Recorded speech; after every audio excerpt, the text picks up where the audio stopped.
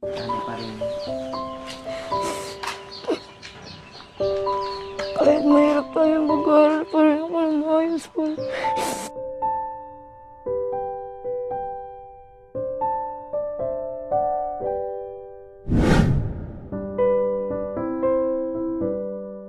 Yes, magandang tanghali po sa ating lahat mga kabayan. Nandito tayo ngayon sa malaking maisan. Maisan ni Mami D mga kabayan at mungguhan ni Mami D.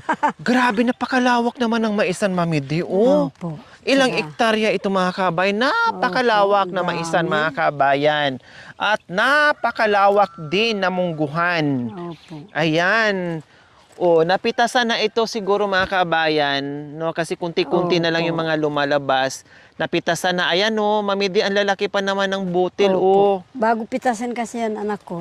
Ayan, kasi ang munggo mamidi, hanggat may bunga, tuloy-tuloy. Opo. 'Di ba? Makailang harvest sila diyan, makailang pitas sila diyan, hindi siya pang-isahan. Opo. 'Di ba? Ang mais pang-isahan na harvest lang, pero ang Pero munggo ang munggo hindi po. more times pwedeng mag-harvest Opo. diyan. Oh. Yan, nandito kami ngayon sa fresh air, sa kabukiran, sa dito sa Tarlac mga kabayan. Ang Tarlac mayaman sa maisan. Ang dami lang Opo. pananim diyan sa maisan mga yung Tarlac mga kabayan, no? Bukod doon sa sugarcane, no? Ang lawak din ng kanilang maisan. Opo. Katulad nito, nakikita natin. Okay, so nandito tayo ngayon dahil meron tayong balikan kanina na ito yung mag-asawa mga kabayan na may mga anak na napakasipag mag-aral at nangarap. Opo. Sa katunayan, mga consistent honors, no, sa taas-taas ng pangarap ng mga anak nila. And then kahit yung mga magulang ng mga kabayan ay hirap magtrabaho, no, hindi sana baling mahirap yung trabaho nila, kukunti yung kinikita nila, basta continuous at walang nararamdaman, walang iniinda sa katawan, ayos lang po yun. Kailang ang problema ngayon mga kabayan kasi mahirap yung buhay plus sumabay pa yung sakit nila. At hindi lang iisa mga kabayan, hindi lang si tatay, kundi pati si nanay. Dalawa sila mga kabayan, mag-asawa na parihas, may iniinda.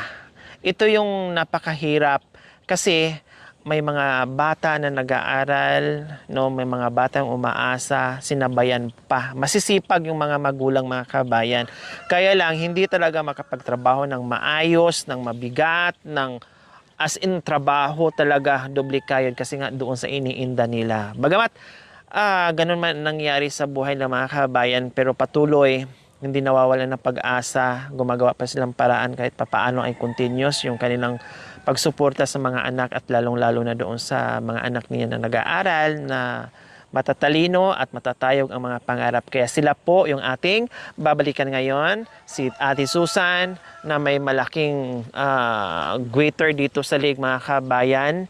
Then nagsimula yan nung first baby niya, doon niya po napansin na akala niya ay buko lang po, no, ay unti-unting lumalaki hanggat ngayon mga kabayan na akala mo ay bula, no, na nakaumbok dito at nagpapahirap sa kanya.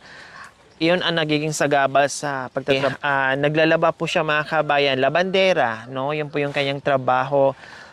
Kahit sino-sino na lang siguro, maraming amo na pinapasukan, doble kayod.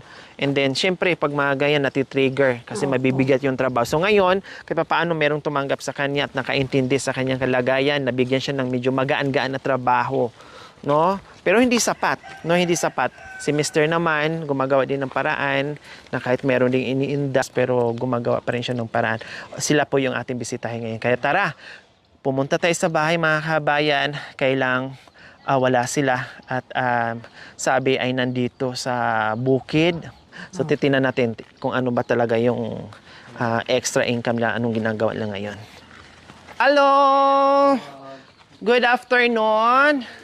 Wow, ang ganda naman. Mayaman pala kayo. May rest house, may farm pala kayo. Hindi kayo nagsasabi sa akin na ang yaman-yaman nyo pala. O, kita nyo, meron pa kayong mga alagang mga kuniho. Oh, kuniho o rabbit. Uy, ang ganda naman nila, oh. Parang ang lilinis at ang ganda nila. Ganyan ang habit ng gubat anak ko. Andoon po sa kabila. Hindi kayo po ang may-ari, very humble lang kayo. Hindi kayo, ay, kumakain din ng malunggay. Kaya pala healthy sila, kasi malunggay. Opo, ang alam ko po mga kabayan, sa ibang bansa, mahal to na karne. No, kailang, since dito sa Pilipinas, although unti-unti na rin tong namulat yung mga kababayan natin dito sa Pilipinas, kinakain na rin nito. No, may nag-aalaga na binibenta, then may restaurant pa nga dito sa Pilipinas na talagang puro rabbit. Kailang tayo na hindi sanay, mga pit lover tayo dito at hindi sanay na ito ang kinakain, no, sa ibang bansa lang, parang manghihinayang tayo, nakatayin. Maitanong ko lang, ito ay alaga lang o pangbenta rin para gawing karne? Hindi ko nga, ano lang yan, pangalaga lang. Pang-alaga lang. Oo, ang Para nilalaro lang. Oo, parang Lang dito sa ano. oo, parang makita lang na nakakatuwa, no? Parang ang sarap. Meron din tayong ganito sa Hindi ba nangangagat? Ay, nangangagat po yan. Ay, nangangagat din. batong. Mami, di baka makagat ka? Ay, nangangagat din pala siya. Ang lalaki nila. Ay, kabayo ka. Pero hindi. Ay, nangangagat din? Oo. Meron tayo dito Pero sa yung iba Pilipinas, mabait. anak ko. O, meron po, mami. Meron nga po, mami, din na... Wild yan. Nasa Oo. butas ng bato. Pader na mataas. Oh, malunggay ang kinakain nila. Oh, ang ano nila ha, ang lilinis nila. Ayan, oh. Healthy, ang lilinis ng mga rabbit. Ang pangalan ni Kuya? Junior. Si Kuya Junior. Yun talaga pangalan niyo po? Ricardo Jr. Ricardo Junior. May junior ka din. Ricardo Jr. Third. The third The po third siya. na. The second, the third to. So, Kuya Junior, anong ginagawa niyo dito? Bakit nandito kayo? Kasi ano po, pinakatay nila ako ng ano, dalawang manok sa dalawang pato, panghanda bukas. Kayo yung caretaker dito. Oo, akong Oh, pinakatiwala. fiesta ng barangay nyo. Oh, bukas po. Wow. So, doon yan sa amo nyo, may-ari nito. Opo. Wow, fresh. Marami silang alaga dito. Ayun, nakikita ko ang daming manok, oh. Sa kanila Ayan. Diba? Tapos, tapos na kayo magbalat ng ano, o maglinis ng... Tapos na po. Tapos na, ano ito? Pato yan. Pato, pero ang hitsura na hindi magkalayo. In fairness, Oo. mga kabayan, no, masarap. Ang pato parang ano din, pabo. Oo, pwede. Masarap ang pabo eh. Meron. Kasi may alaga kami dating pabo, ang dami, kinakatay lang namin. Ang sarap, lalo yung ginataan. Ganun din po ba pag ang pato ginataan? Oo, masarap din. Parang nakakain na rin ako ng pato, hindi ko lang matandaan, no, kung saan. Pero ayaw ko yung ano niya. Mas gusto ko pa rin yung pabo at saka yung chicken. No, siguro parang sanayan lang. No, sanayan. Yan, kumusta naman sa Ate Susan? Anong ginagawa today?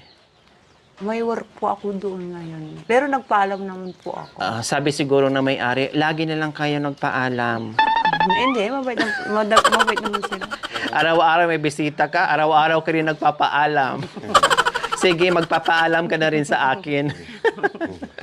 Napakabait talaga. Kasi bukod doon sa nabigyan ka ng magaan na trabaho, yung konsiderasyon na kahit papaano ganyan yung kalagayan nyo, ay binigyan kayo ng trabaho. Kasi alam niyang kailangan nyo. Di ba? Mabait na amot. Nakakaintindi sa sitwasyon. So, nagpaalam kayo, nananghalian na po kayo. Opo. Anong ulam? Ano yung sidan? Hindi ko lang yung ulan. Ay, doon po kasi ako kumain sa amo ko. Kinakatay nyo pato at Oo, hindi pa ako kumain. ulam ang ginagawa nyo, tapos hindi pa kinananghalian? Hindi pa kasi kanina, ano kami rito, na ginawa namin yung git kanina. Itinanong sa akin yung may-ari dito kung wala na akong gagawin. Oh. Kaya wala na ate kako. Kaya pagkati na lang ako ng dalawang pato. Habang sana nagkakatay kayo, yung pakpak, ngat-ngat nyo na. May sausaw lang sa ano, sa suka. O, di ba? Kasama mo? Ito. Si Ricky. Ha? Reiki. Ricky at si Junior. Kumusta po pala Ate Susan yung birth certificate ng mga bata? Nakapunta na kayo sa SM para doon nyo na... Pumunta muna ako una sa munisipyo. Opo, anong sabi turo nila? Kasi may dati silang PSA, hindi na nila inapprovean yung kasi po 2019 pa yun. Okay, teka. Mayroon na silang dating PSA, Opo. yung mga bata. So ngayon, required ng school ay bagong kuha. O kundi wag na kayo pumunta ng munisipyo kasi meron na pala sila dating PSA. So ang gagawin nyo, punta kayo sa SM or through online, pwede na. Hindi, kukunin ko na lang po sa 24 eh. Ano mo na? Kahapon po, ma'am. Ay, okay. So, ayan po mga kabayan, okay na po. Wala nang problema doon sa birth certificate nila kasi nga, yun nga, tinuro ko kay Ate Susan last time. Hindi lang nasabi sa akin ni Ate Susan na meron pala sila dating PSA. Kailang 2019 pa. So, hindi na siguro pwede, no?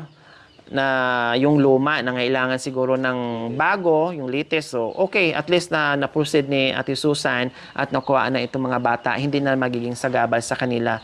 Hindi nila iisipin. Kasi minsan, syempre, napipressure yung bata, no? Na remind ng teacher. Oh, anak, nasaan yung birth certificate mo? Oh, anak, hindi ka makakaakit ng stage kasi wala pa yung requirements na hinahanap ko sa'yo. So, napipressure sila. So, ngayon, okay na at hindi na problema yung mga bata. Pati si Ate Susan at si tatay, no? Kasi, syempre, kumbaga, merong income. Sabi ko nga, hindi makapagtrabaho ng masyado na mabibigat si kuya. Then, ganoon din si ate dahil alam naman natin yung kalagayan nila. No, meron man silang income pero hindi sapat, pero pilit pinagkakasya at para makapag-aral itong mga bata. Nagtutulungan sila kung ano yung pwedeng trabaho ni kuya, kung ano din pwedeng trabaho ni Ate Susan, nagtutulungan sila, no, para hindi maudlot yung pag-aaral kasi sayang, no, honor student, no, at tapos ang tataas at ang tatayog ng mga pangarap na. 'Di ba? Hindi natin alam. Who knows? Hindi natin alam. Isa sa mga anak nila o silang dalawa, no, ay makapagtapos. Kundi ganito yung nanay nila at saka tatay nila. Makakatulong din sila, mapagaan at hindi mahihirapan pagdating ng panahon, kumbaga sila. So kuya, ano pa yung trabaho natin bukod dito sa isa kayong caretaker dito sa rest house? Kung minsan nagpapatubog ako ng mais nila. Kaya pa naman kahit ano. Basta wag lang yung mabibigat na buhatin nyo. Hindi naman mabibigat yung mga yung mga Pero dati anong trabaho nyo, kuya? bogey drain. Siguro nasubrahan niya sa dati parang lahat lang siguro kaya mong bitbitin. Hala, karga mo. Kahit anong bigat. Kahit anong bigat gusto ko lang mapakaalo yung mga anak ko. Sabi ko lang nga ba ganyan ng mga tatay. Yung nagawa ko dati kasi wala na akong hindi ko na kayang buot ng mabibigat. Hindi nyo rin napacheck up, kuya? Para nagamot sana or naoperahan? Noon, napa-check up din ako pero Hindi naoperahan? hindi naman naoperahan. Dahil din sa financial na. Hirap Sa ng hirap buhay, ng wala Ganon din si ate. Napa-check up din niya nung maliit pa. Hindi rin naoperahan. Yun nga sinasabi ko. Pag mahirap ka, pag mahirap kang iniinda, no, okay lang. Tiisin mo yan. No? Kasi ang priority mo, kumita ka ng pera, bili ng pagkain. Bili na lang yun. Oh, yun talaga. Ng mga anak ko. Tiisin na lang yung sakit dyan o yung nararamdaman dyan. May kita ako, bili ko ng pagkain. Kasi matitiis ko yung sakit ko, pero yung mga anak ko, hindi ko matitiis na nagugutom. Parang ganun ang nangyayari sa kanila. Kaya kawawa, kasi hindi lang isa ang napundi, kundi dalawa sila mag-asawa na talagang ito, no, yung kanilang sinapit ngayon. Okay lang sana kung isa lang sana kahit papaano ay makapagtrabaho pa. No, pero wala eh. Katulad ngayon, parehas na may iniinda, may mga sakit, pero nagtatrabaho pa rin, gumagawa ng paraan. So sana magawaan din ng paraan, no? Diyos ko. Sa ngayon kasi ay ang dami ko rin na pagdaanan. Pero who knows, hindi natin alam ay mabigyan ng pagkakataon na matulungan natin si Ate Susan, matulungan natin si Kuya, no, na maoperahan. Kailang medyo mayroon pa kasi akong, yun nga, may pinagdadaanan pa, sobra din ang dumaan sa akin ngayon, no. Pag-pray na lang natin na matulungan si Ate Susan at si Kuya Junior, no? Si Ate Susan, sabi ko nga, merong akong pinsan na ganyan din, mas matindi pa po dyan.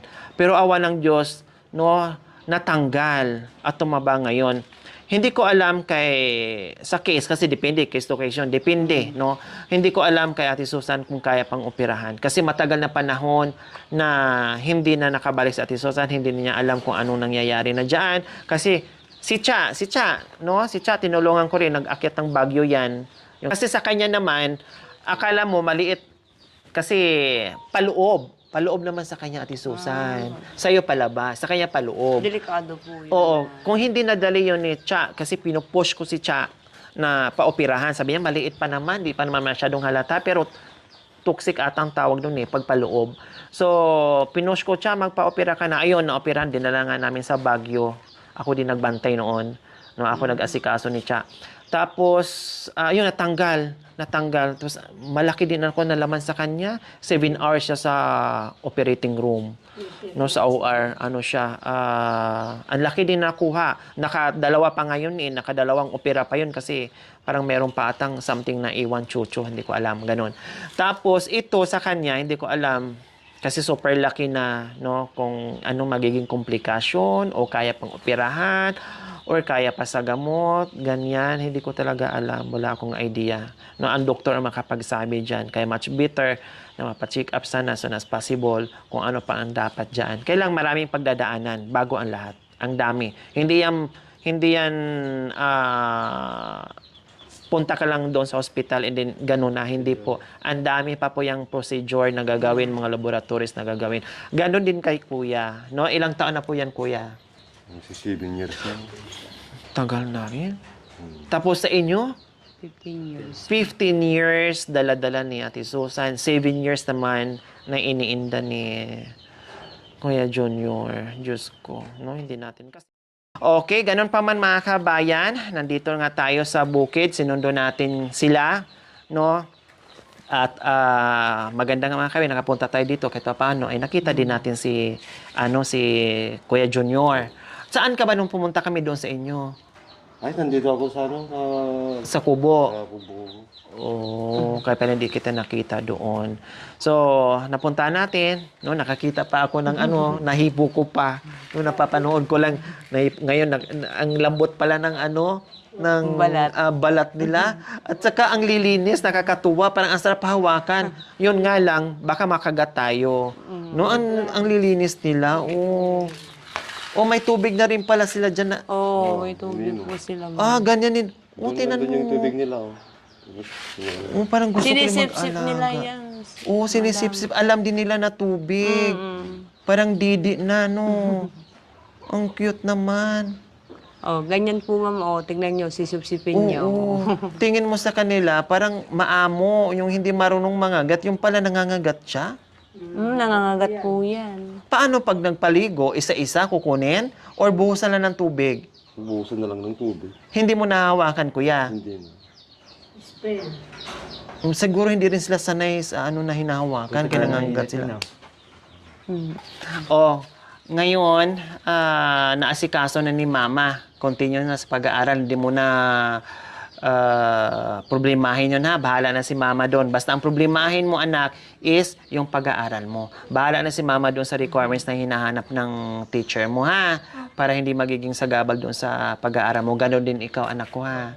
Okay, sige. So, nandito kami, mga kabayan, kasi meron tayong biyaya na pinagkaloob sa atin, sa kanila, no? Dahil tamang-tama, inaasikaso na, nakaproceed na si Ate Susan, and then meron pa silang babayaran na requirements ng City Hall na 1,750, Bali 3,500 po silang dalawa. Bali 1,750 po. ang isa. So, 1,750 ang isa. So, 3,500. Meron pang sidula. Siyempre, pamasahin na naman. Siyempre, kilos naman, chucho, lahat nandiyan na.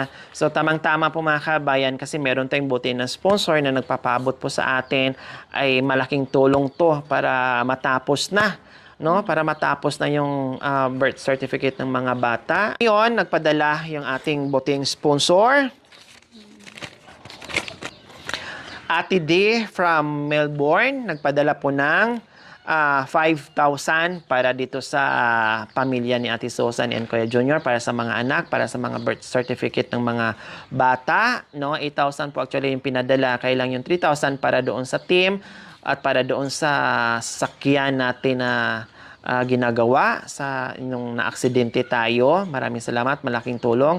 Dahil grabe din ang problema na hinaharap natin. Pero tuloy sa mission natin araw-araw, no? Super down din ako ngayon, struggle din ako talaga ngayon, pero kailangan natin bumangon, magpalakas para tuloy-tuloy yung mission natin. Kumbaga hindi nagtatapos yung buhay natin doon, yung mission natin doon sa disgrasya na inabot natin, tuloy-tuloy. Kaya maraming salamat din sa lahat ng agarang aksyon na nagbigay ng pagmamahal sa akin para doon sa naging expenses sa mga sasakyan, no? Sasakyan na nasira at doon din sa iba pa. 1,000, 2,000, 3,000, 4,000, 5,000. Thank you, madam, talaga. Maraming salamat po sa mga binigay niyo po sa akin.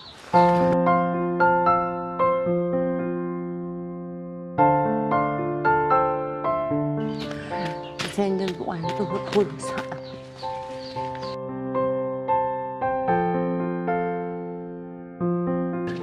Hindi ko kalahin na magwala kayo. At kaya nagpapasalamat ako sa inyo talaga, madam. Maraming salamat.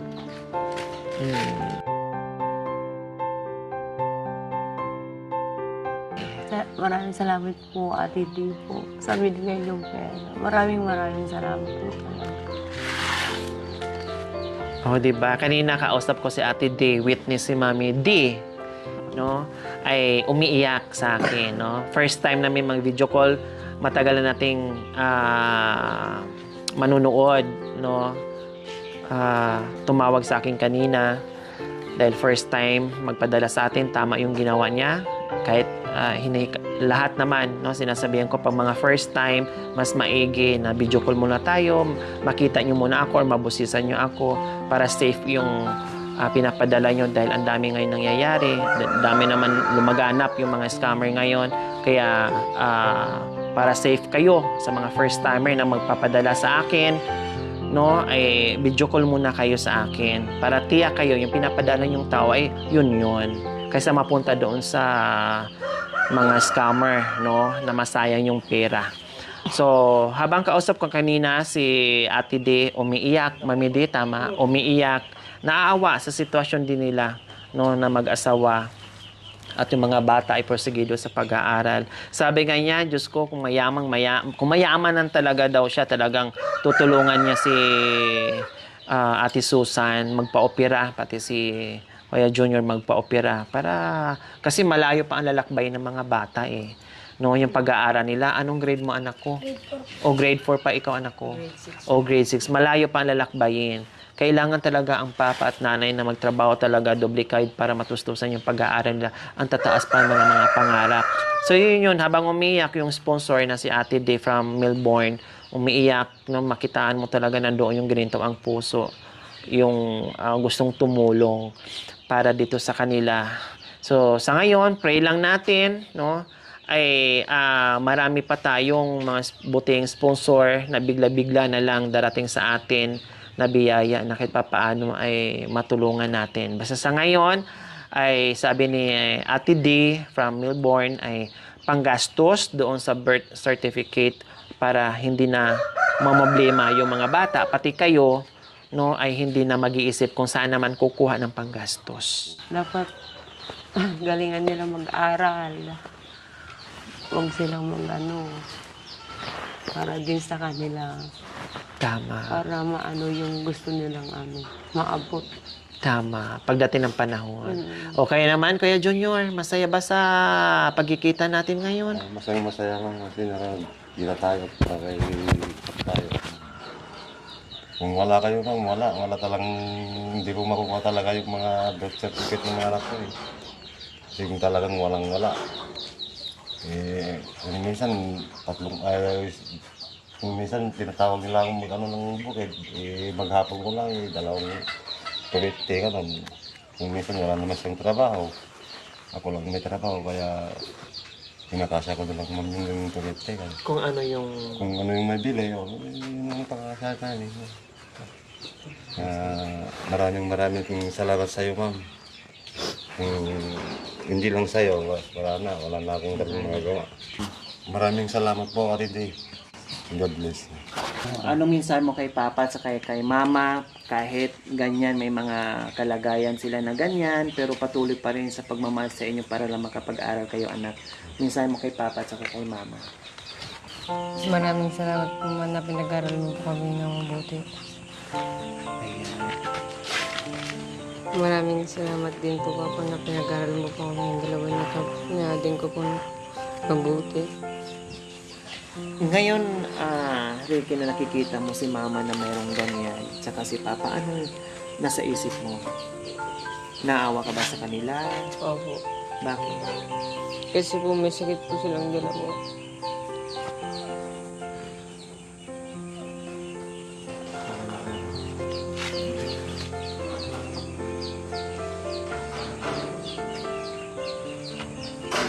Basta bawi na lang kay mama at saka kay papa, ha? Opo. Pagbutihin yung pag-aaral yung anak kasi sabi nga ni papa at saka ni mama gusto nila pagdating ng panahon na magiging maganda rin kinabukasan nyo, ha? Nakikita nyo naman, si mama may iniinda, si papa may iniinda din. So pagbutihin yung pag-aaral nyo, ha, anak ko? Okay, sisahin mo kay mama muna, anak ko. Maraming salamat po sa pag-aaral sa amin. Maraming salamat. Ano sisahin mo?